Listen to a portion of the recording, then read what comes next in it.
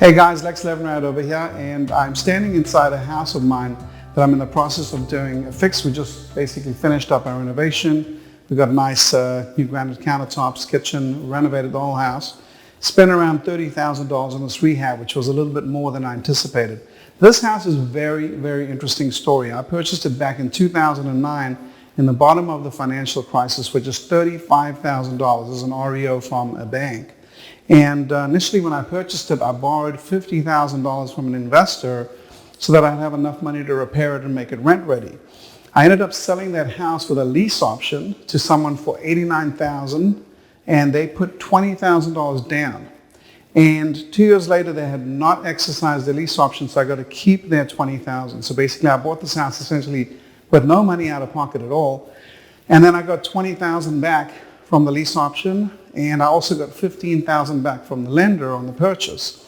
Then went and did another lease option, this time for $109,000 to another buyer with a $10,000 deposit, and that buyer also never exercised. That person ultimately moved out. We got to keep that $10,000 too. So on a $35,000 purchase, when we closed, we got 15, and then we got another 20, and then we got another 10. So we got back basically more than the purchase price of the house just in cash from those lease options. So now at this point in time, the tenant moved out. We cleaned it up and another tenant moved in, and that tenant was in here for a few years. Then they moved out and another tenant moved in, and they were in for a few years as well. And they moved out about 2 months ago.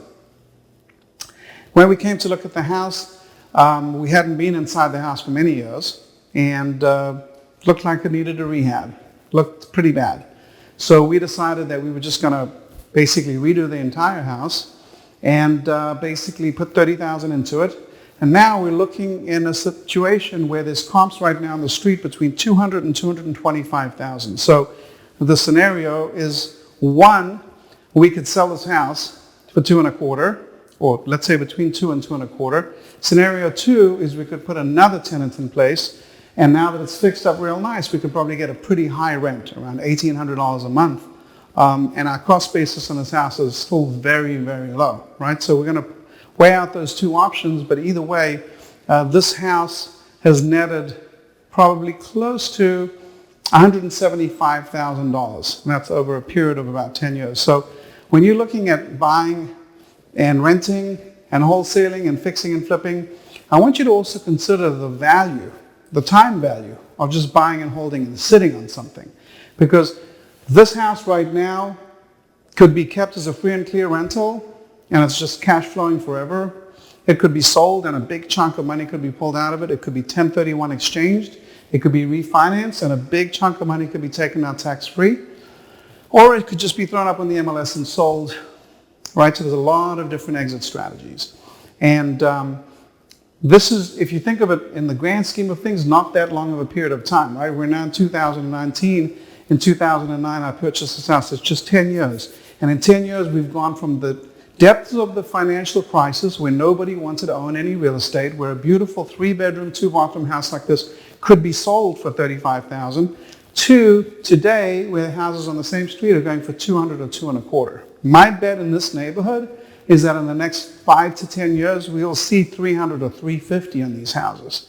So there's a long-term benefit to holding on to these houses. Selling them creates a tax situation, but holding on to them or refinancing them allows you to extract capital and use that to build and fuel your real estate empire, right? So that's basically the synopsis of this house. It's probably one of my more interesting houses because it initially started as a rental, turned into a lease option, turned into potential fix and flip, and now most likely what we will do is we will refinance and throw a 15-year mortgage on it and then put a tenant in place. It should cash flow at about $1,000 a month, positive cash flow, and that's how you make money in real estate.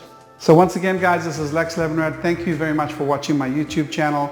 Go ahead and click on that subscribe button right there. I try and put out content about once a week to teach you how to make money in real estate by buying and holding rental properties, fixing and flipping, and wholesaling. If you like this video, make sure you go ahead and like it, subscribe to my channel, and I'll see you on the next one.